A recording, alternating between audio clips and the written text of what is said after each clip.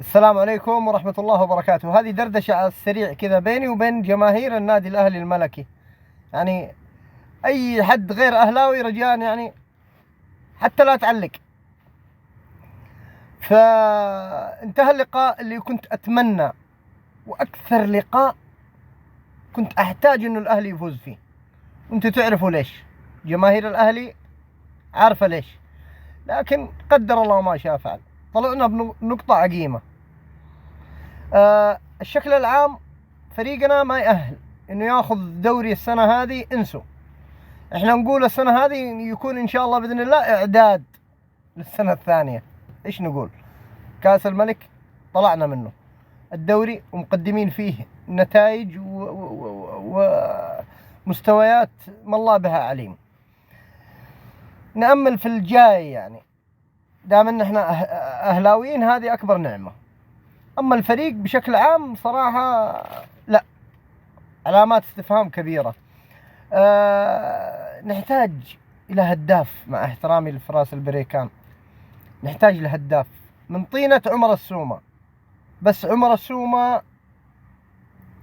2016، عمر السومة 2015، 2017، هذه المرحلة من طينة عمر السومة في هذه المرحلة. أما فيما بعد عمر السومة يعني كان ما مش عمر السومة اللي بنعرفه. الفريق يحتاج كثير. شكرا مندي، شكرا كيسيه، شكرا إيبانيز، عبد الباسط، في المجهد، في ناس كذا تحس انهم ايش بيلعبوا بالروح، في عندهم روح وعندهم رغبة. ألم مكسيمان ان شاء الله نشوفه يودع في الشتوية او في السنة اللي جاية، لانه من اول ما جاء انا صراحة يعني ما اخفيكم، انا عن نفسي ما اقتنعت به. محرز شكرا، كفيت ووفيت برضو، عمل اللي عليه زيادة وصنع أكثر من فرصة محققة. الحمد لله رب العالمين، طلعنا بنقطة بالرغم أنه المباراة في أرضك وبين جمهورك، يعني كان أقل القليل أنك تقدمه لجمهورك هي الثلاث النقاط، بالذات أنه الهلال اليوم فايز 9 وطاير، والنصر برضو فايز وطاير. الناس رايحين، ما حد حيستناك، ما حد حيستناك. لكن الحمد لله قدر الله ما شاء فعل. هي التفاصيل الصغيرة هذه هي اللي بتخلينا نضيع كل حاجة. أنا كمشجع أهلاوي الصراحة ما عاد صرت إني مؤمل بالدوري، وآمالي انخفضت طموحها، والسبب اللي شافته عيني.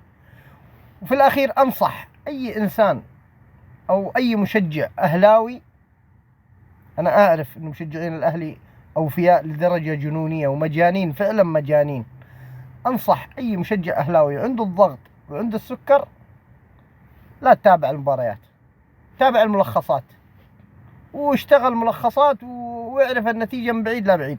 أما أنك تقعد وتتابع المباراة من أول دقيقة، صدقني راح تتعب.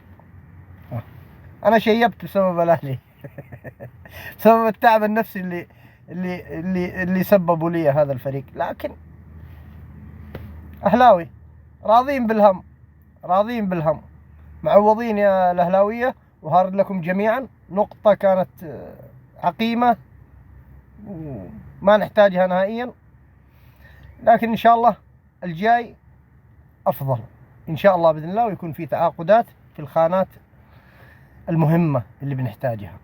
شكرا لكم، والسلام عليكم ورحمة الله وبركاته.